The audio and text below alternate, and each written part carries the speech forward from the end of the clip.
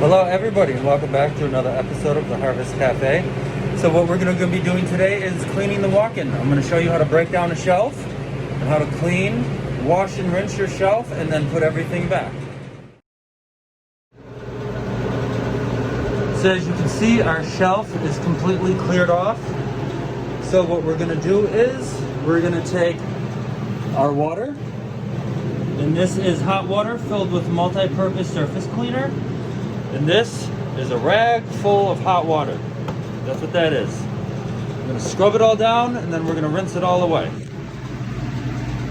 Now, just dip your sponge, your pad, your rag, whatever. I'm using a little green scrubby. I like them. I think they're nice and tough for cleaning. Bring it out, not too much. And just simple strokes back and forth. That's it. But make sure you get underneath as well. There's no point in cleaning the top and having everything drip from the top to the bottom if you don't clean the bottom ridges as well to make sure you get everything out from underneath it. And these go pretty quick because they're just little tiny bars. Just make sure you keep plenty of fresh soap going. And then you just go back to the top. Now the bottom has this piece, this support piece, and that support piece. So you can only do them in little sections at a time. But the top, just real quick, scrub it down.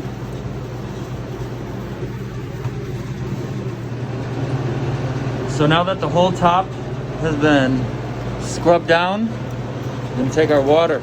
We're gonna wring it out. Grab your pull ends, like so. You want to make sure you get your pull ends.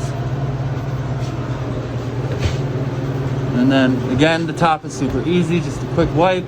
You will have to go underneath and do the individual sections, but it's going to keep this shelf nice and clean. Now when it comes to the edges, just grip and just come along. Okay, so then you just have to go in and touch up little spots like this. That's it. That's all you got to do, is just go in and do a little touch up. That's all.